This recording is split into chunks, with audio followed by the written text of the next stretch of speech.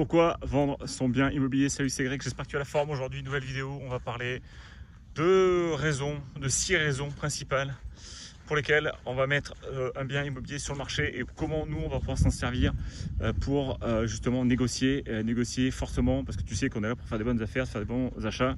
Donc on doit chercher exactement les problèmes et il y a des problèmes, j'en ai relevé 6 principaux. J'appelle ça des, en fait c'est des dés, tu vois, parce qu'en fait tout commence par la lettre D. Alors résumé jusqu'à la fin parce que je vais toutes les résumer comme il faut.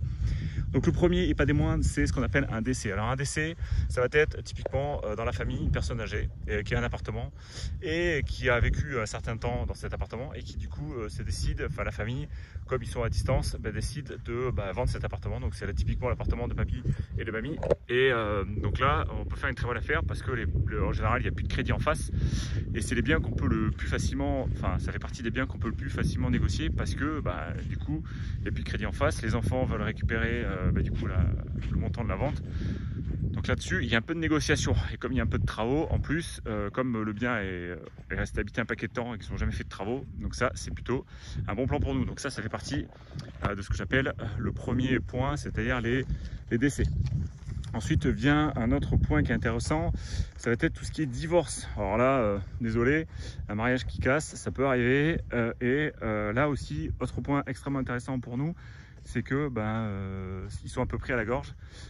Ils ont pris le crédit à deux, il n'y en a plus qu'un qui paye le crédit, donc du coup ils sont un peu, on va dire, ils sont un peu plus enclins à négocier parce qu'ils veulent vendre cette maison et passer à un nouveau projet de vie, parce que ça, évidemment il y a le poids des émotions qui va avec. Mais là du coup il y a un petit problème, c'est qu'en général ils ont un crédit en face, et surtout si c'est une maison qui est récente ou un appartement qui est récent, là pour négocier c'est un peu plus délicat, mais ça fait quand même partie des poids de négociation. Si les gens sont pressés, on peut éventuellement avoir un pouvoir de négociation.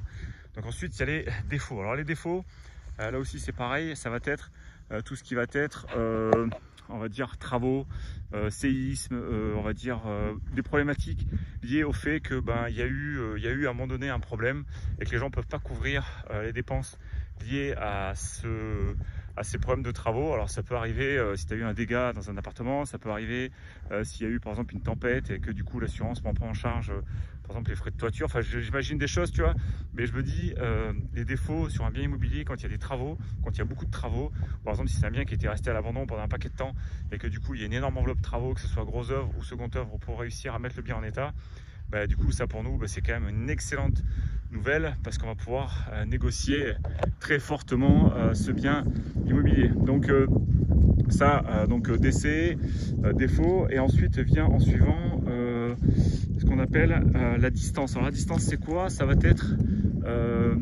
par exemple une mutation, quelqu'un qui change de région ou qui a besoin de services, donc il doit se rapprocher par exemple d'un centre hospitalier parce qu'il y a des soucis de santé, donc une personne qui est plutôt âgée, ou voilà, donc du coup sur l'aspect mutation ou changement de boulot, changement de région, donc la distance c'est quelqu'un qui décide de se rapprocher de sa famille, décide de changer de projet professionnel et qui du coup a besoin de vendre ce bien immobilier. Donc ça c'est quand même un point extrêmement intéressant pour pouvoir négocier ce bien immobilier et de faire peut-être potentiellement une bonne affaire. Donc il y a le départ et aussi il y a la dette. Alors donc on va commencer d'abord par le départ. Le départ ça va être tout ce qui va être un nouveau logement. Donc quand je dis nouveau logement, ça va être par exemple une naissance typiquement, ou typiquement une naissance, par exemple quelqu'un qui vit, par exemple c'est un couple qui vit dans un T2, mais ils viennent d'aménager ensemble, mais madame est enceinte et du coup ils ont besoin d'une pièce de plus pour le bébé, donc du coup ils ont besoin d'un T3, donc du coup l'appartement en question, ils ont besoin de le vendre parce que pour accueillir la famille, ils n'ont plus assez d'espace et du coup ça serait mieux d'avoir un logement plus grand. Alors imagine-toi s'ils ont des jumeaux ou des triplés d'un coup. S'ils ont des triplés d'un coup, du coup faut des chambres supplémentaires, il faut de la place supplémentaire, et donc du coup voilà, ils ont besoin évidemment de place. Donc évidemment là-dessus on peut négocier fortement, on peut évidemment faire de bonnes affaires. Les dettes. Alors les dettes, ça c'est le dernier point, c'est le 6e et dernier point que je voulais aborder avec toi aujourd'hui dans cette vidéo. C'est que les dettes, c'est quelque chose d'assez, comment dire, d'assez dommageable, parce que ça peut arriver dans une vie, ça peut arriver dans un parcours de vie, dans un parcours professionnel, de se retrouver voilà, avec une maison qui est saisie. Alors c'est malheureux, mais ça peut arriver. une maison qui se retrouve aux enchères. Et là, du coup, ben, on est obligé de vendre parce que, ou alors, on est ici, c'est ce qu'on appelle des ventes forcées, et on se retrouve à devoir vendre ce bien immobilier pour réussir à payer les dettes qu'on doit. Donc là aussi, c'est pareil, il y a un gros pouvoir de négociation. Donc c'est extrêmement intéressant. Mais c'est aussi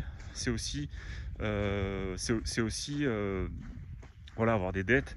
Ben voilà, ça c'est aussi un pouvoir, c'est quelque chose où tu vas pouvoir négocier assez fortement. Donc ça c'est plutôt intéressant.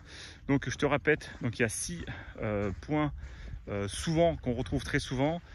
Ça va être, donc là je t'ai parlé des dettes, je t'ai parlé du départ, donc ça peut être une mutation, ça peut être une naissance, ça peut être un changement de logement, ça peut être se rapprocher d'enfants, ça peut être la retraite et du coup bah, les gens veulent impérativement changer de logement. Donc après tu as la distance, tu as les défauts, tu as le divorce et tu as le décès. Donc pour moi c'est à chaque fois c'est ce qu'on appelle des D, donc on appelle ça la règle des 6 D.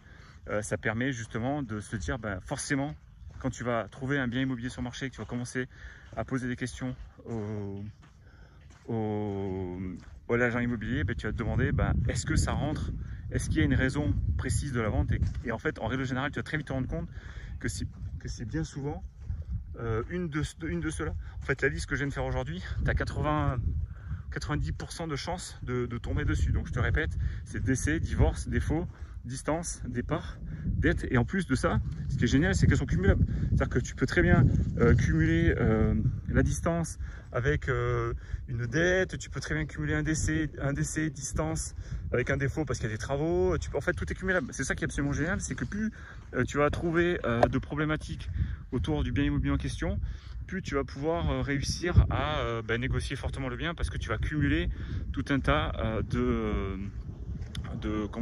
raisons de vente. Et c'est là où ça devient extrêmement intéressant pour nous, c'est parce que tu vas pouvoir négocier, et c'est ça qui fait que tu vas réussir à faire une super bonne affaire, surtout avec nous en immobilier. Donc je te mets un petit carré ici où tu vas pouvoir cliquer et récupérer un cadeau. Je te dis à très vite pour la prochaine vidéo. Tu as des liens également dans la description en bas de cette vidéo, n'hésite pas à aller faire un tour. Je te dis à très vite pour une prochaine vidéo. Bonne négociation, bonne vente si tu vends ton bien immobilier, et à plus tard. Ciao, ciao.